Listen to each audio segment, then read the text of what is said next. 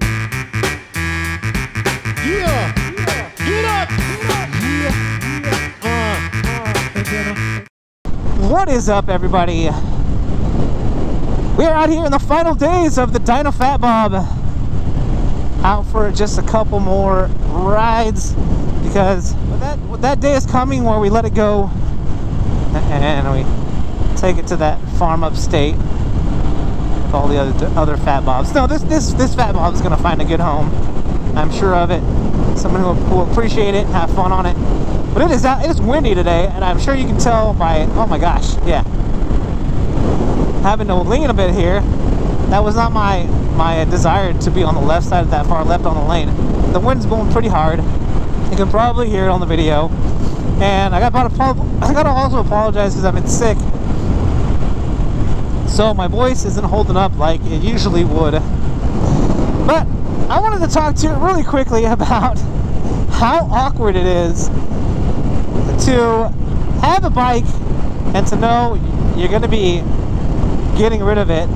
And I would imagine it's like if you were to break up with a girl that you're living with, or maybe you're going through a divorce, but you have that period where you're still living in the same house, where you haven't moved out, and there's this awkward moments in passing, right, where I walk by the bike. Flashback.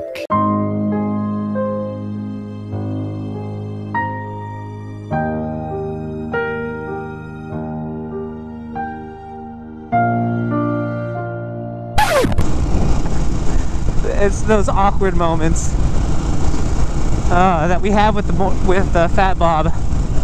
You know that I love you, but this is over. So we are trading it in, and we are starting the new adventure with the new bike,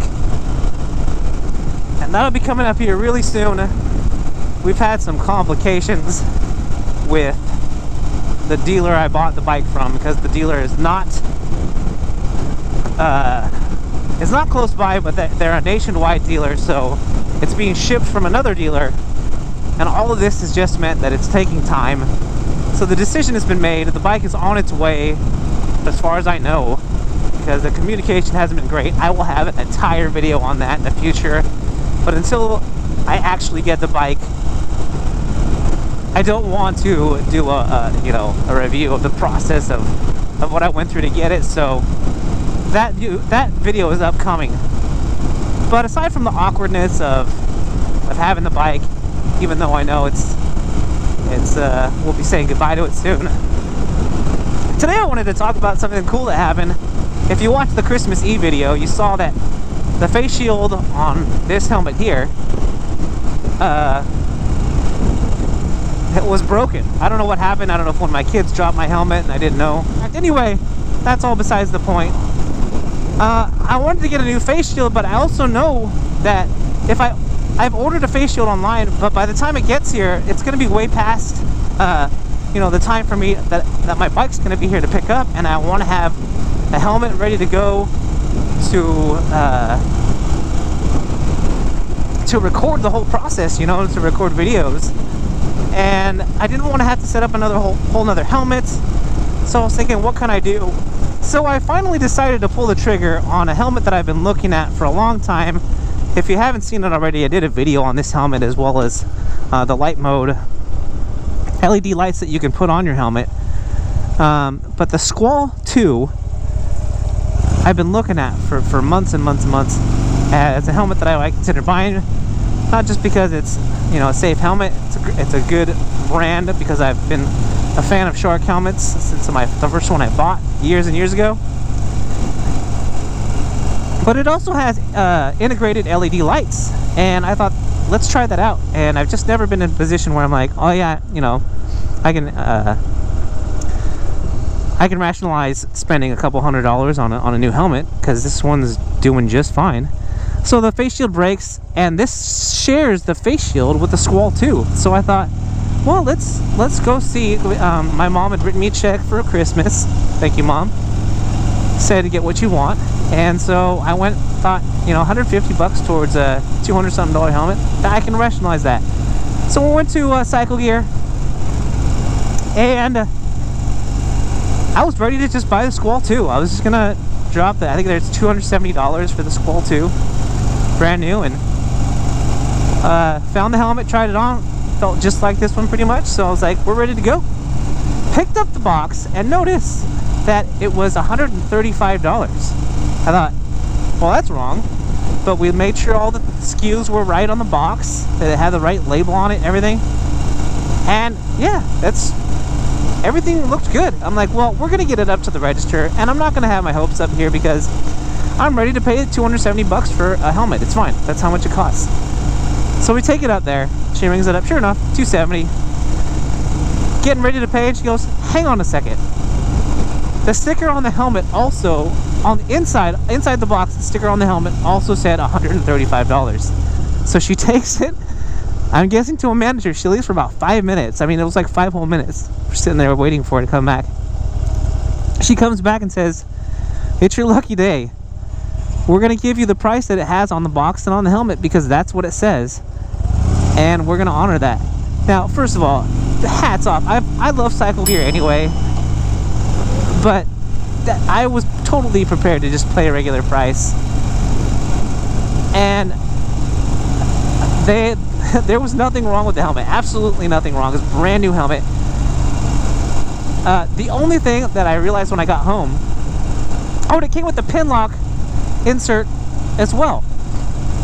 The only thing I noticed when I got home is that it didn't come with the little software that the Shark helmets come with, which no one uses, I'm sure. And if you do, that's fine too. But the little software CD, and it didn't come with the charge cord to charge the helmet, which again, it's just a little USB to whatever. I've got 1,000 of those cords at home, so again, that was just no big deal.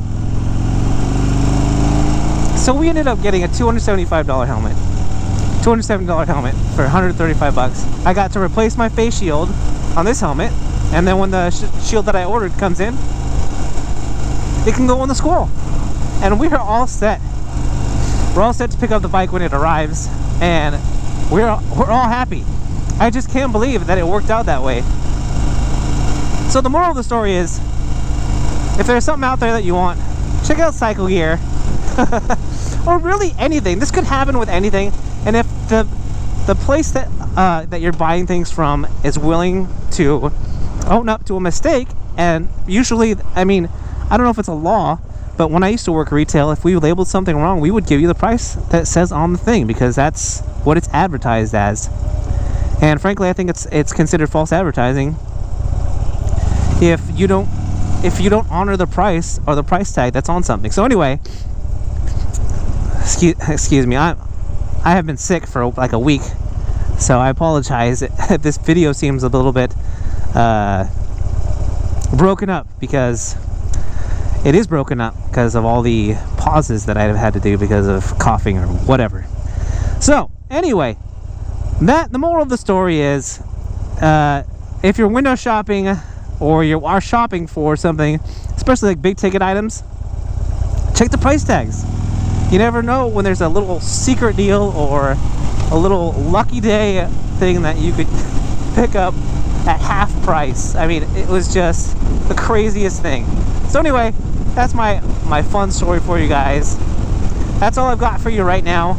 Again, we're here in the last days of the Dyna, so we've got just maybe 1 or 2 more videos on the bike, and that will be it. Alright guys, you know what to do. Like this video, and or if you haven't already, subscribe. Guys, I'm that one guy saying, if you're out there riding, be safe, and if you're not riding, get riding. This is that one guy, and I am out.